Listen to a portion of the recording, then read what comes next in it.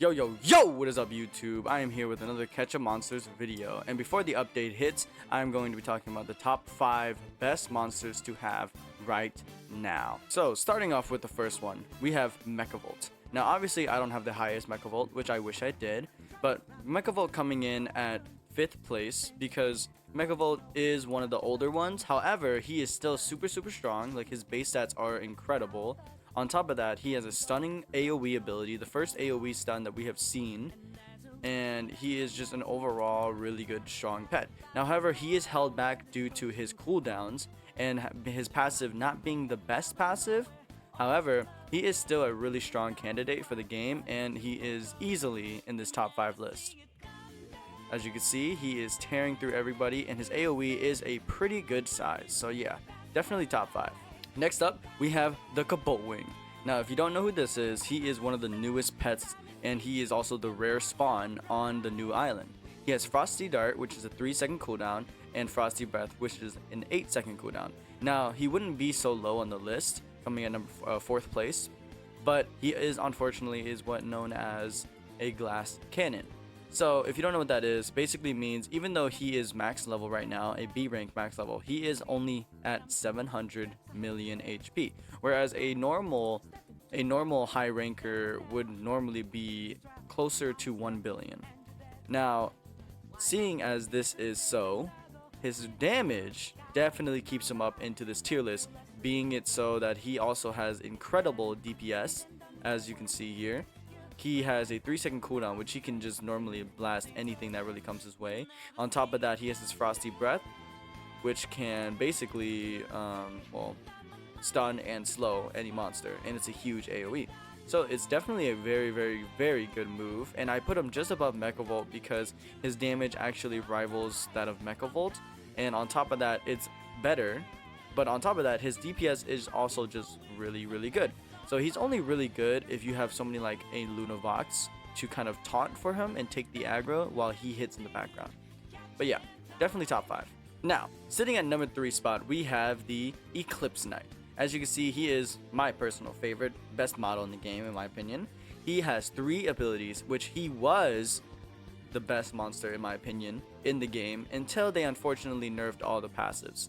Now, as you can see, he has 3 moves, which is he starts off with this one, he does this one, and then he does this one next. Now, I'm gonna break it down for you. He does his Bloodthirsty Taunt, or Aura, which is essentially a buff, which gives him shield equal to his health, or a quarter of his health. On top of that, he gains damage boost.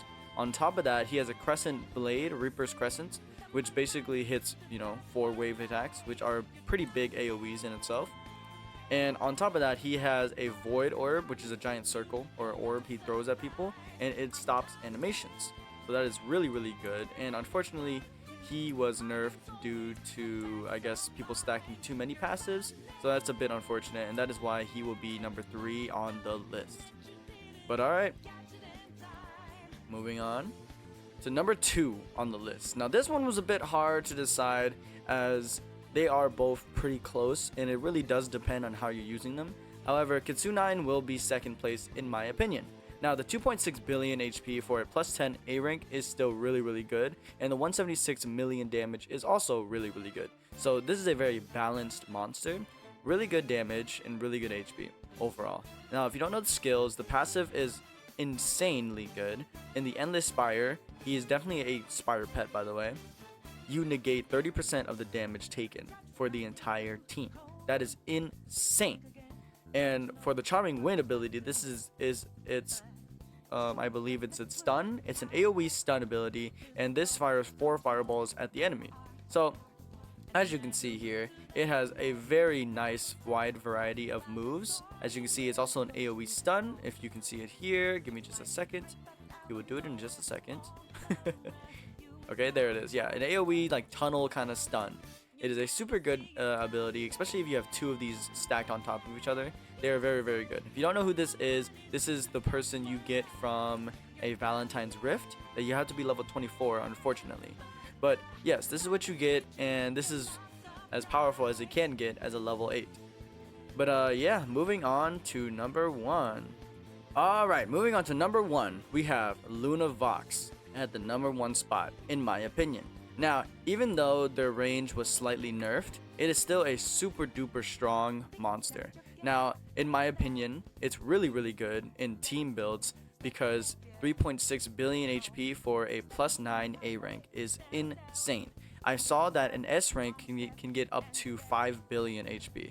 Now, as you can see, I have almost a perfect evolution multiplier, and on top of that, the skills on the Lunavox is also just super good for team base. So the taunt is super good as it brings everybody in an AoE circle to attack them specifically. And then it has a 3-second cooldown, which is a nice DPS. And on top of that, it has a lunar heal, which heals for 10% of their maximum HP. Yes, their maximum HP. So if, say for example, it's 10 billion HP, it's healing for 1 billion each time it uses this ability. That is insane and a crazy team build. So it's very nicely paired up with a Kabot Wing, like I said, and it's very nicely tied with a Kitsune. So yes, I do think, in my opinion, this is the top 5 best monsters, and this is definitely the top 1.